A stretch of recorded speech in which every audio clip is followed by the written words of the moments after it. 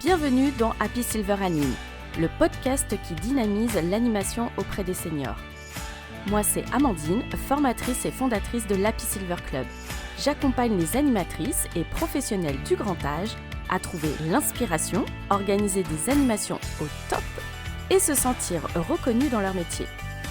Ici, on parle idées d'activités, astuces pratiques et inspiration pour faire pétiller le quotidien des personnes âgées.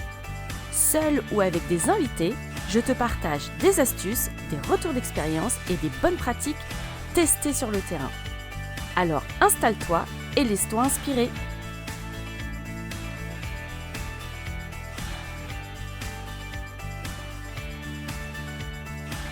Aujourd'hui, on va parler d'un sujet, alors que moi j'adore, mais que toi peut-être tu vas redouter, c'est la fameuse fin d'année.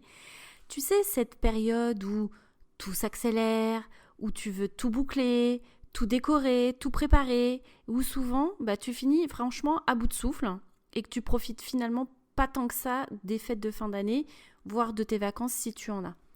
Alors aujourd'hui, j'ai envie qu'on ralentisse un petit peu ensemble et je vais te partager mes astuces d'organisation, rituels d'équilibre et mes clés de sérénité pour traverser cette fin d'année, on va dire avec grâce, plaisir et surtout un peu de paillettes.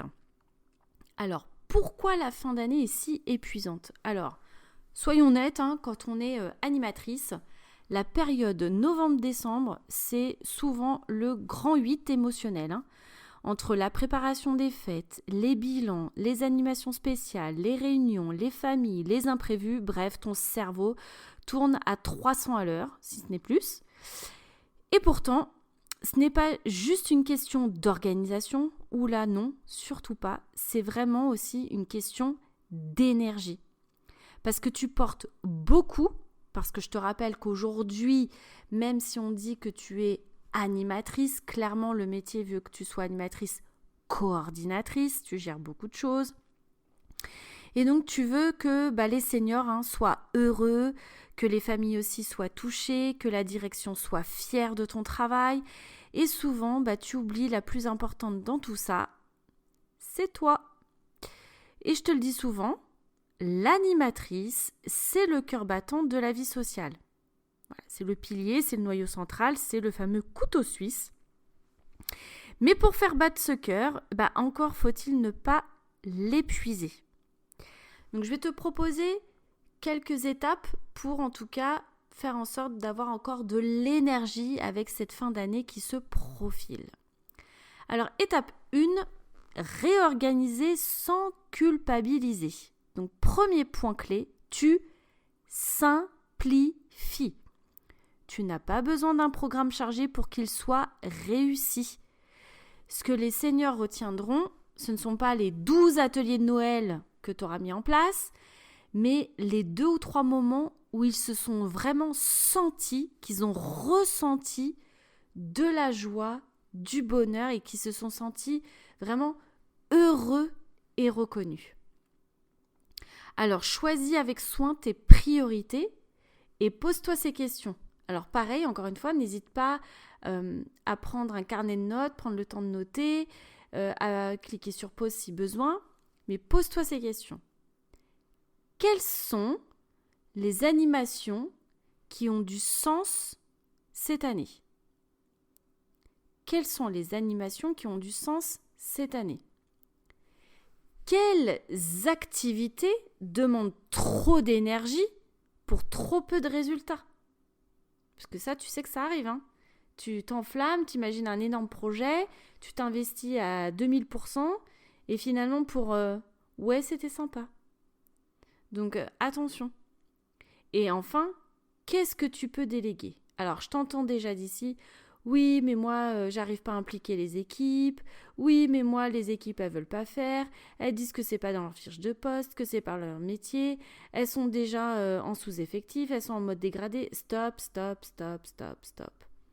Je te rappelle, tu priorises des projets simples à mettre en place et je suis sûre que tu peux déléguer certaines tâches ou certaines activités.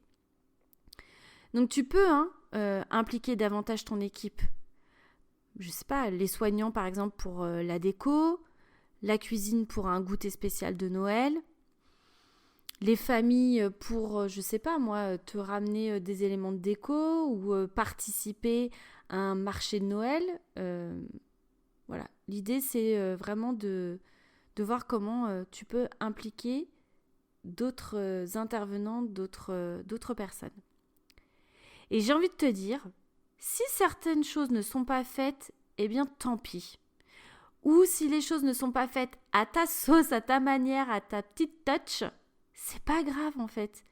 Le plus important, c'est que tu sois présente et que tu sois en paix, que tu sois sereine.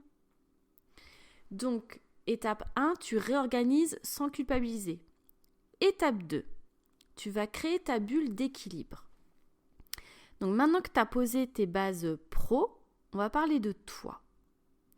Oui, toi, la personne, la femme derrière l'animatrice. Parce que entre les plannings, les réunions, commission d'animation, rapport annuel du projet d'animation, les fêtes et ta vie perso et tant de choses encore, tu risques clairement d'oublier ton essentiel qui est te recharger.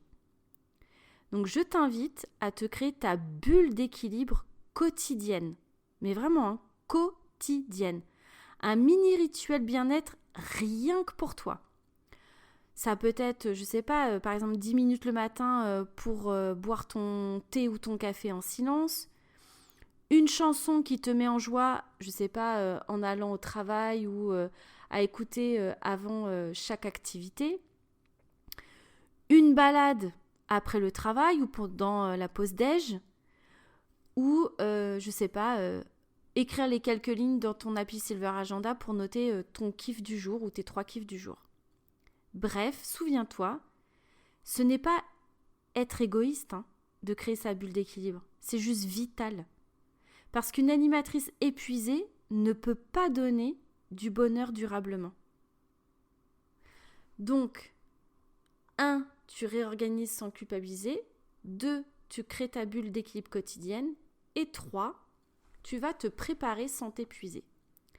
Alors, je vais te partager une méthode que j'applique depuis des années. C'est le cercle, on va dire les 3 cercles d'énergie.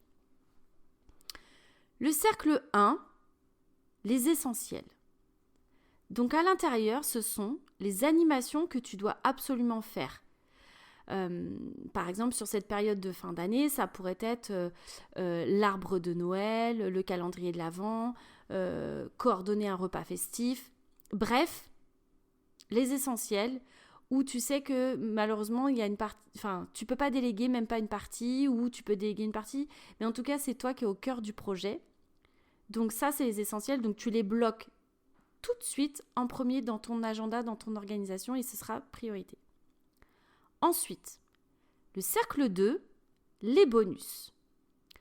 Alors les bonus, en gros, ce sont les idées qui te font plaisir si tu as le temps et de l'énergie.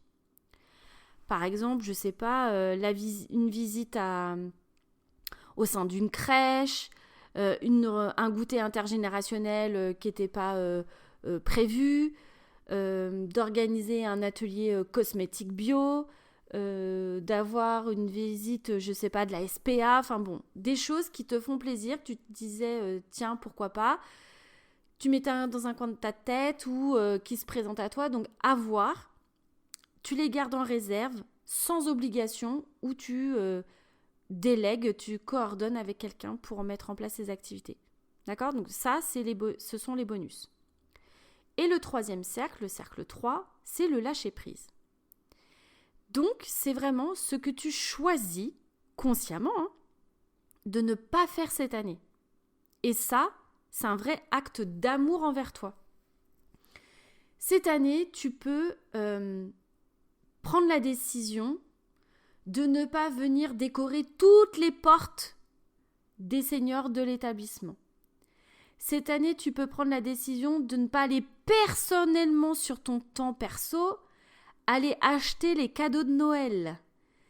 Tu peux prendre la décision aussi de ne pas aller personnellement sur ton temps perso, encore une fois, d'aller acheter le sapin de Noël. Tu peux prendre la décision de ne pas organiser un calendrier de l'Avent pour l'équipe, mais uniquement pour les seniors. Bref, tu lâches prise et résultat, tu gardes la maîtrise sans culpabilité et là, tu retrouves de l'oxygène. Tu respires à nouveau. Ok ? Donc là, étape 3, préparer sans t'épuiser avec les trois cercles d'énergie.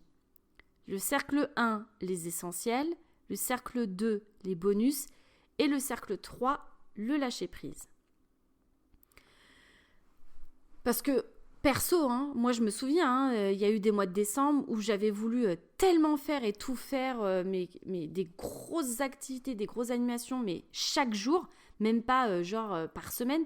Donc en gros, 24 animations, 3 marchés de Noël, 3 spectacles, je ne sais plus combien de sorties par semaine, etc. Donc résultat, alors parce que moi en plus, j'ai, on va dire, une fragilité au niveau des cordes vocales, donc j'ai vraiment fini avec une angine mais carabinée, zéro énergie pour profiter moi du vrai jour de Noël en famille, et en plus d'être aphone, soyons honnêtes, je l'étais. Donc l'année suivante, j'ai carrément tout changé. Et c'est là où j'ai mis en place ces fameux 3 cercles. Alors, c'est pas pour autant qu'il n'y avait pas autant de vie, de magie de Noël. C'est juste que j'ai carrément revu le sens des priorités pour moi et revu aussi l'organisation de manière plus collaborative. Et c'est vraiment là que j'ai compris que moins, c'est souvent mieux. Moins à faire, moins à proposer, mais de créer de la magie, du sens et surtout des émotions chez les seniors. Et je ne sais pas si elle m'écoutera là sur cet épisode-là, mais Marie-Laure avait cette magie, et elle l'a toujours, cette magie dans la voix, une chanteuse incroyable, une amie que j'adore, musicothérapeute, une femme talentueuse que j'admire énormément. Elle a cette capacité de vous transpercer, de vous transporter dans l'émotion. Et avec son concert de chant de Noël, je peux vous dire qu'il y avait de la magie dans l'air. Ouais, mais vraiment, vraiment, vraiment. Donc voilà, on sentait quand elle chantait qu'il y avait de l'amour, de la nostalgie, de l'émotion. Bref, voilà, il suffisait de pas grand-chose. Et en plus, c'était proche de la date de Noël. Et en fait, les seniors, quand je faisais le bilan du mois de dingue de Noël, ou du calendrier d'avant, le seul truc qu'ils retenaient, c'était le concert de Marie-Laure. Donc je me disais, oh la vache, j'ai passé des mois à préparer, j'ai passé de l'énergie de dingue. Et finalement, eux, ce qui les a fait totalement vibrer, c'était juste ce moment d'1 heure de magie musicale. Et ça, c'était tout gagné, c'était génial.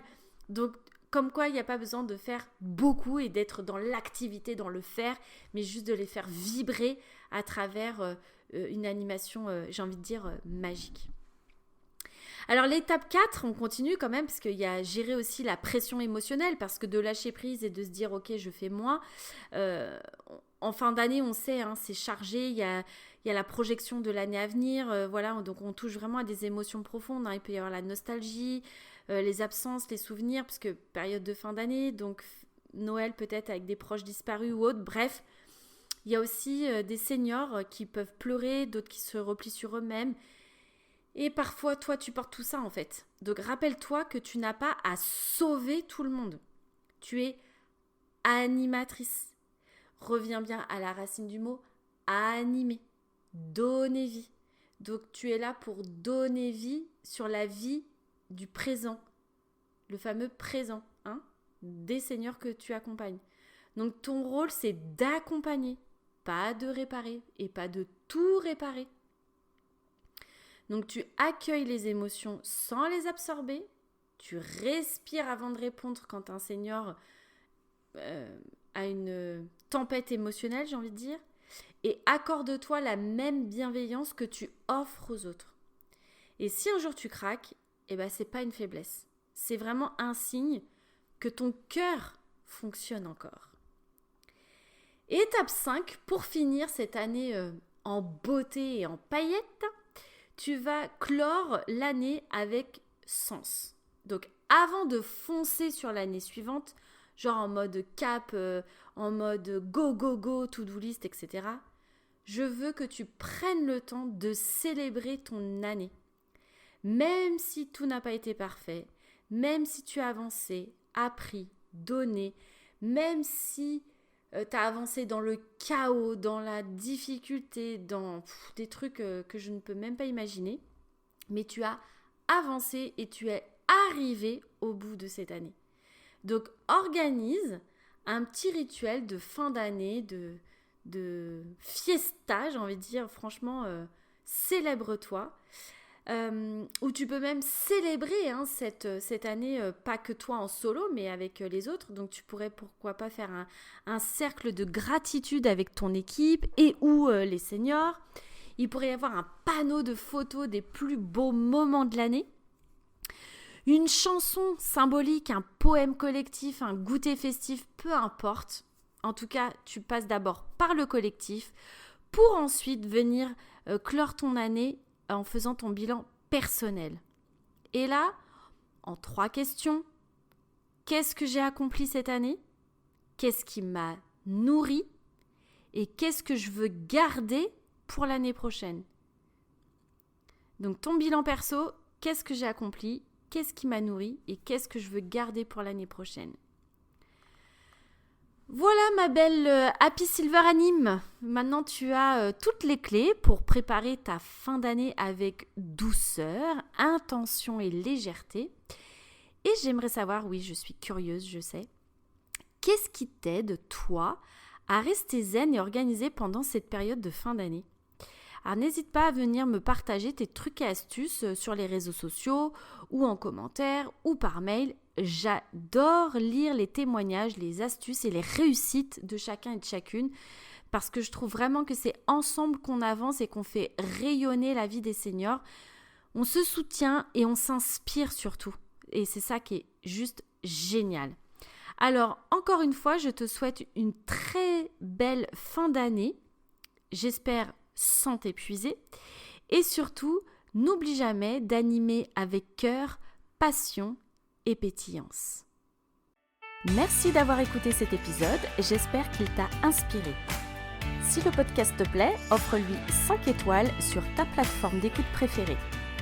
On se retrouve très vite pour un nouvel épisode. Et souviens-toi, créons ensemble une touche de magie pour les seniors.